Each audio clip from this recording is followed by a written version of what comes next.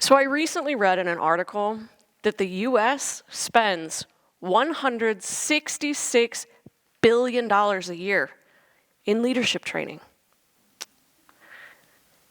If we're spending that much money, why is good leadership the exception, not the norm? Now, over the years, organizations across Michigan have reached out to me when their leadership training sounded inspiring, but still left them with low morale, high turnover, and employees who were being managed with threats and punishment instead of support. So as a psychologist, I've studied every major leadership theory out there, and some of them have really inspiring names like transformational, servant, authentic. Names that make leadership sound, almost mythical. And they use these magical words to describe what a good leader is.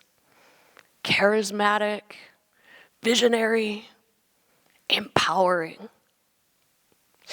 So, how do you learn to be visionary?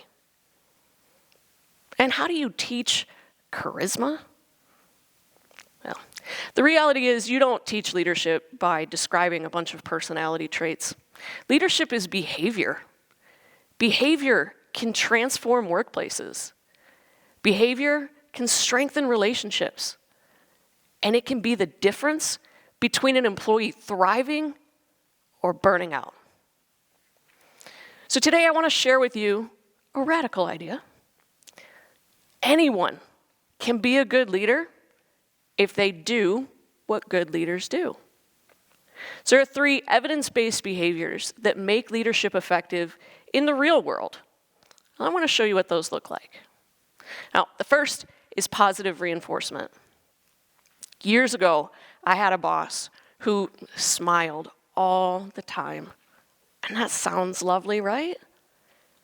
It did not match her behavior. Anything that people said or turned in, she immediately ripped apart. She loved her red pen.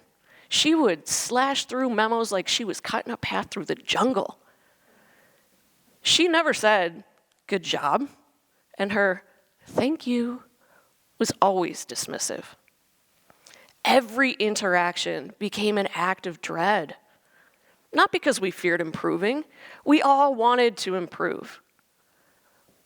But because she never acknowledged when we did something right.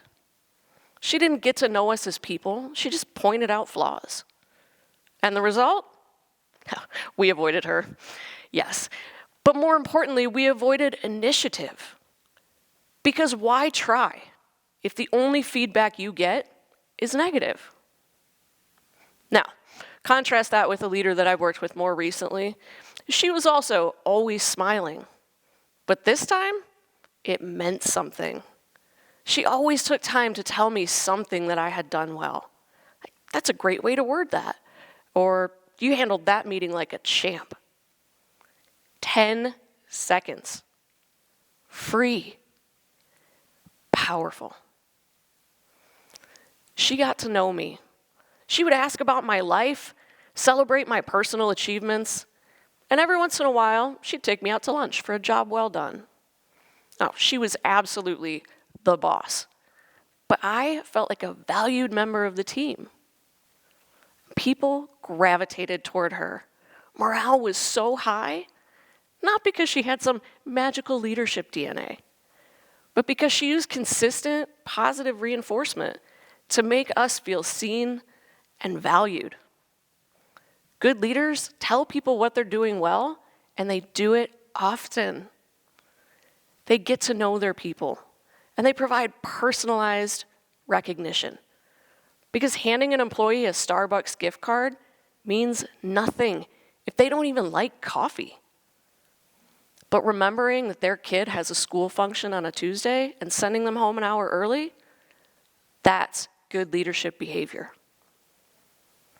But positive reinforcement doesn't work if employees have no idea what to do. And that brings me to my second behavior. Good leaders set clear expectations and provide consistent feedback. Now, when I first joined the Army, I had a platoon sergeant whose leadership style I can only describe as, you'll figure it out.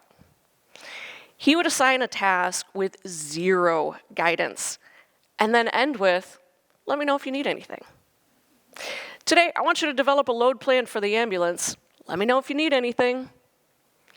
Well, it might sound supportive, unless you're brand new, still trying to figure out if your name tape is on the right side of the uniform. Oh, and you've never even driven an ambulance. I didn't know what questions to ask. So I said nothing. And I only figured out what I did wrong when it went wrong. Well, you can't hang this here because this part folds down. Well, I didn't even know that part moved. Now, this was a dramatic shift for me from a job I had before the Army. I remember my first day as a newly promoted manager. My boss came in and sat down with me and basically said, here are all the things you need to do for this job, and here's how we measure performance. He checked in on me regularly, not to micromanage, but to provide support and guidance. He'd say, your sales numbers look really good this month. How do you feel about increasing your goal by 5% next month?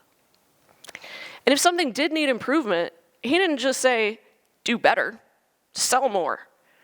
He'd say, next time I want you to follow up on every sales lead within 24 hours to make sure it doesn't go cold.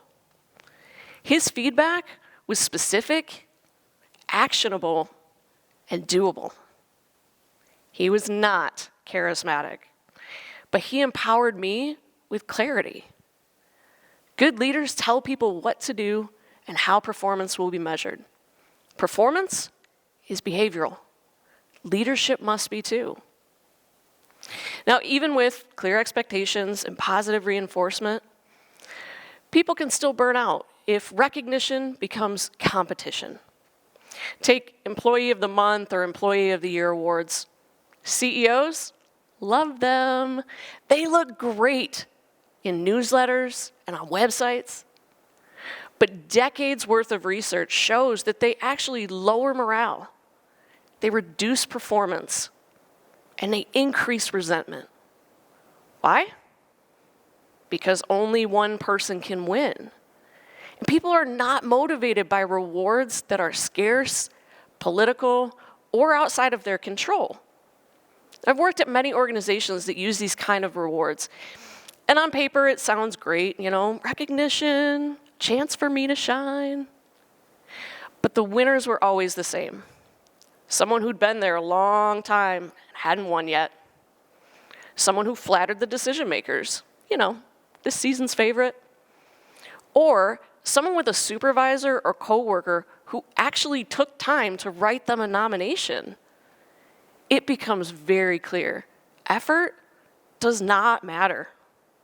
Even when I've won these awards, I knew I could never win again because someone else would need a turn. And that is not motivation. That is demoralization dressed up as a celebration. So what works instead? First, celebrate meeting expectations. That is success. That is performance. And it absolutely deserves positive reinforcement. Second, make excellence optional. Support it. Invite it. But do not demand it. And that brings me to my third behavior. Good leaders recognize everyone who exceeds a clear standard. When everyone has the opportunity to be recognized for excellence, people will help each other succeed. Excellence becomes collaboration, not competition. And we already understand that in Michigan schools and colleges.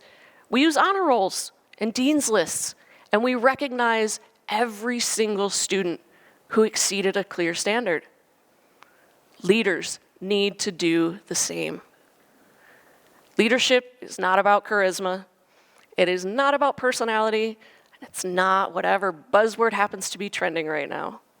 Leadership is behavior. And this applies to whether you're leading a community, a classroom, a team, even a family. Good leaders will reinforce the behaviors that they want to see. They provide a clear roadmap for success, and they recognize everyone who exceeds a clear standard.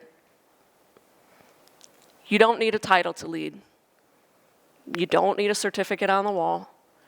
You need small, intentional actions that make people feel seen and valued. If we shift leadership from theory to action, we're not just improving performance, we are improving people's lives. Anyone can be a good leader if you do what good leaders do. Thank you.